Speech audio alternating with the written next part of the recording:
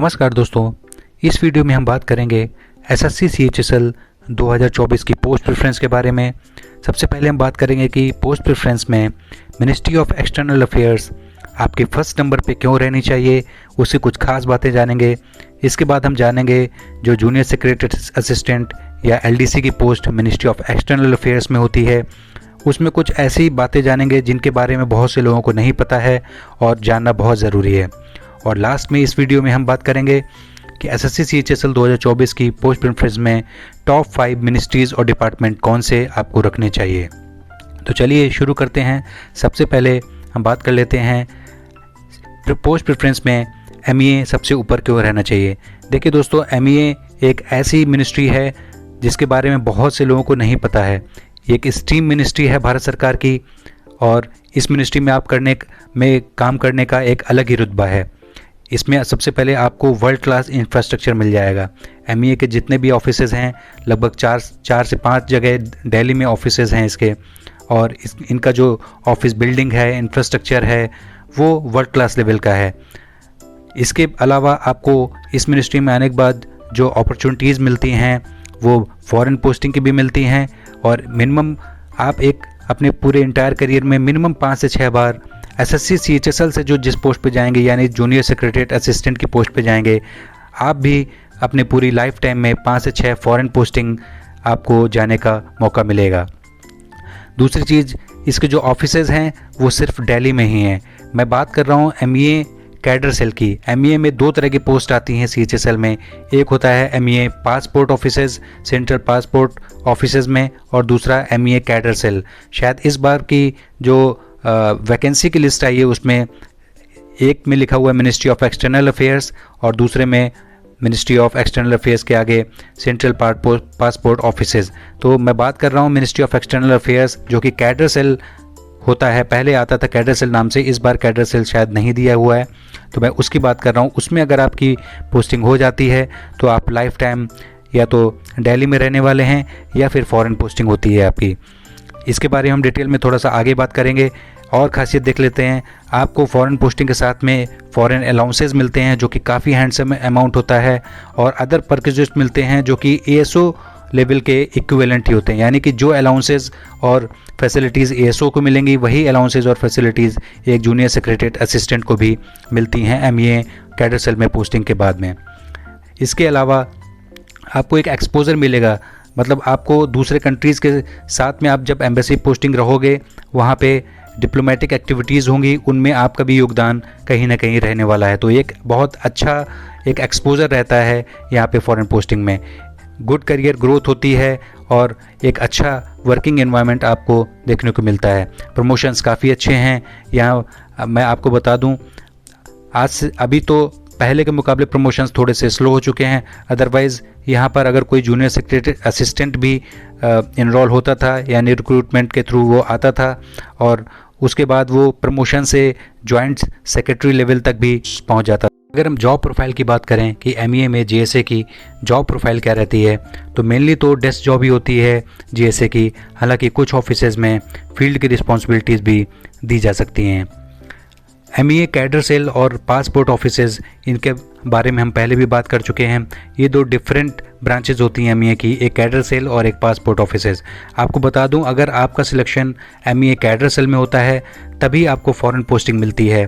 Otherwise passport offices में आपको India के किसी भी स्टेट में पासपोर्ट ऑफिसेज में पोस्ट किया जा सकता है, लेकिन फॉरेन पोस्टिंग इसमें नहीं होती है।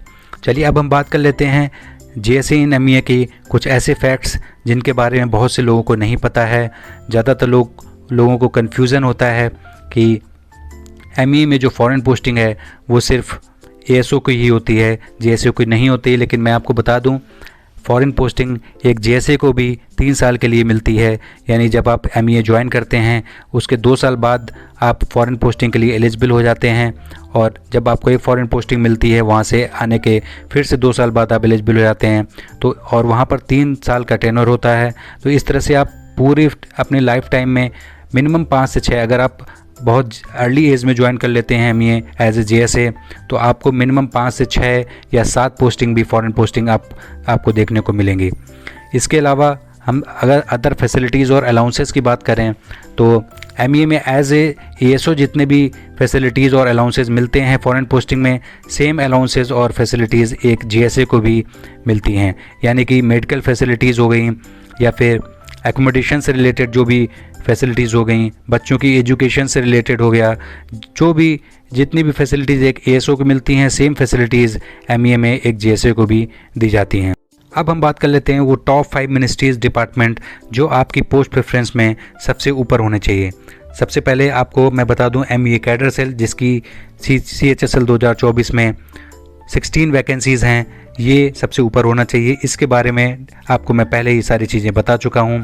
नेक्स्ट हम बात करें जो दूसरे नंबर पे आपको पोस्ट प्रेफरेंस में भरना चाहिए वो MEA पासपोर्ट ऑफिस भरना चाहिए, जिसमें 301 वैकेंसीज़ हैं और इसमें जो डिजिग्नेशन होता है वो जूनियर पासपोर्ट असिस्टेंट होता है, यानी कि LDC या GSA नहीं बोलते हैं, जूनियर पासपोर्ट असिस्टेंट बोला जाता है।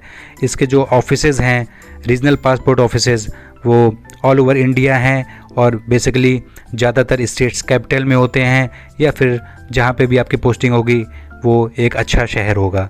तो इस तरह से आपने देखा कि MEA में जो कैडर सेल होता है उसकी वैकेंसीज़ जो आती हैं उसमें फॉरेन पोस्टिंग भी मिलती है और पासपोर्ट ऑफिसेज़ में आपको ऑल ओवर इंडिया में पासपोर्ट ऑफिसेज़ में पोस्टिंग मिलती है। अगला डिपार्टमेंट हम देखें तो ये है मिनिस्ट्री ऑफ डिफेंस में AFHQ। इसमें 109 वैकेंसीज़ हैं इस बार। इसमें भी पोस्टिंग आपकी Delhi life time Delhi posting होती है। हाँ, कुछ टाइम के लिए अगर आप किसी दूसरे स्टेट में अगर वहाँ पर कोई भी आर्मी का या किसी भी आर्मड फोर्सेस का कोई भी ऑफिस है तो वहाँ पे डिप्यूटेशन के लिए अप्लाई कर सकते हैं 3 साल तक, या मैक्सिमम एक्सटेंड होके वो 5 साल तक भी हो सकता है, वहाँ पर एक बार पोस्टिंग जा सकते हैं। अदरवाइज़ इसमें पोस्टिंग दिल्ली ही रहती है। इसका जो हेडक्वार्टर है वो साउथ ब्लॉक में है। CSD कैंटीन की फैसिलिटी मिलती है। इसमें जिसका भी सिलेक्शन होता है उसको कैंटीन कार्ड दिया जाता है जो कि आर्मड फोर्सेस वालों को दिया जाता है। सेम कार्ड आपको मिलता है, केवल इसमें लोकल फैसिलिटी नहीं होती है, केवल ग्रॉसरी का एक कार्ड होता है, उससे आप उसमें एक लिमिट होती है, उससे आप ग्रॉसरी की शॉपिंग हर महीने कर सकते हैं। और इसमें आपको कॉम्बिटेंट ऑफिसर्स यानी आर्मी, एयरफोर्स, नेवी के जो कॉम्बिटेंट ऑफिसर्स हैं उनके साथ आपको जॉब करने का एक मौका मिलता है, तो काफ़ी अच्छा एक्सपोजर रह सकता है। लेकिन इसका एक नेगेटिव पॉइंट आप बोल सकते हैं कि AFHQ के जो भी ऑफिसेज़ हैं, ज़्यादातर ऑफिसेज़ में स्मार्टफोन अलाउ नहीं होता है। आप छोटे वाले फ़ोन ले जा सकते हैं लेकिन स्मार्टफोन वहाँ पर अलाउड नहीं होता है। नेक्स्ट हम बात करें अगला आपका मिनिस्ट्री क्या होनी चाहिए पोस्ट प्रेफरेंस में, तो ministry of housing and urban affairs. इसमें 249 वैकेंसीज़ हैं। इसमें दिल्ली में भी पोस्टिंग हो सकती है और अदर स्टेट में भी पोस्टिंग हो सकती है। इसका हेडक्वार्टर निर्माण भवन दिल्ली में है। इसके अलावा जो अब इसकी हम टास्क की बात करें, इसमें ज़्यादातर एडमिनिस्ट्रेटिव नेचर का वर्क होता है। आपको रिकॉर्ड्स मेंटेन करने होते हैं, ड्राफ्टिंग, फाइलिंग, इस तरह से चीज़ें आपको असिस्ट करने होते हैं, या फिर आपके सीनियर ऑफिसर्स आपके जो बोलते हैं आपको उस तरह के ऑफिस में ही आपको क्लर्कल लेवल के वर्क दिए जाते हैं। इसमें हम बात करें कि इसके अंडर जो अलग अलग इसके ऑफिसेज होते हैं, एक ऑफिस हो गया CPWD, जिनके ऑफिस की लोकेशंस जो हैं मेनली या तो दिल्ली में होती हैं या फिर जो अदर अर्बन एरियाज़ हैं लाइक मुंबई, चेन्नई, कोलकाता, बेंगलुरु, हैदराबाद और यहाँ पर हो सकती हैं, या फिर इसके अलावा अर्बन लोकल बॉडीज़ और रीजनल ऑफिसेज में भी आपकी पोस्टिंग हो सकती है, जिसमें से ज़्यादातर ऑफिस जो हैं मेट्रो सिटीज़ में होते हैं या स्टेट कैपिटल में होते हैं, जहाँ पर स्मार्ट सिटीज़ मिशन या स्वच्छ भारत मिशन चल रहा है, यानी Atal mission for rejuvenation and urban transformation. इस तरह के जो मिशंस चल रहे होते हैं ज़्यादातर वो स्मार्ट सिटीज़ जो बनाए गए हैं या उन पे काम चल रहा है वहाँ पर होते हैं, या फिर किसी अर्बन डिस्ट्रिक्ट में आपकी पोस्टिंग हो सकती है। इसके अलावा हम बात करें जो 5वें मिनिस्ट्री या डिपार्टमेंट की जो आपकी पोस्ट प्रेफरेंस में भरना चाहिए वो है department of defence CSD canteen store department. इसकी CHSL 2024 में 272 वैकेंसीज़ आई हुई हैं। इसमें आपको मैं बता दूं इसका जो हेड क्वार्टर है वो मुंबई में होता है CSD का। लेकिन इसके अलावा अगर हम रोल की बात करें तो बेसिकली इसमें सेंट्रल एडमिनिस्ट्रेशन और पॉलिसी मैटर्स जो CSD ऑपरेशंस में होते हैं उनसे रिलेटेड करस्पॉन्डेंस करने के लिए क्लरिकल वर्क का आपका यहाँ पर जॉब रहेगा। प्रोक्योरमेंट, डिस्ट्रीब्यूशन और फाइनेंशियल टास्क होंगे, इसमें आपको असिस्ट करना होगा। इसके अलावा अगर हम बात कर लें कि इनके रीजनल ऑफिसेज़ कहाँ कहाँ होते हैं, तो दिल्ली, चेन्नई, कोलकाता, मुंबई, पुणे और जयपुर। इसके अलावा रीजनल ऑफिस के अलावा इनके कुछ CSD डिपोट्स होते हैं, यानी कि जिनकी locations Ambala, Jalandhar, Jammu, western region में मुंबई, अहमदाबाद, बीकानेर, साउदर्न रीजन में चेन्नई, बेंगलुरु, सिकंदराबाद और कोची। उसके अलावा ईस्टर्न रीजन में कोलकाता, गुवाहाटी, दीमापुर और एक रामगढ़ कैंट। इन जगह इनकी CSD डिपो होते हैं, यहाँ पर भी आपकी पोस्टिंग हो सकती है। तो अगर आप अपने स्टेट में चाहते हैं और आपके स्टेट में कोई कैंट एरिया है बेसिकली, या फिर ये जो अब मैंने लोकेशंस बताई हैं जहाँ पर CSD के डिपो होते हैं, यहाँ पर पोस्टिंग मिलने में आपको आसानी हो सकती है। होप ये इन्फॉर्मेशन आपको पोस्ट प्रेफरेंस भरने में मदद करेगी। So thank you so much for watching this video. जय हिंद।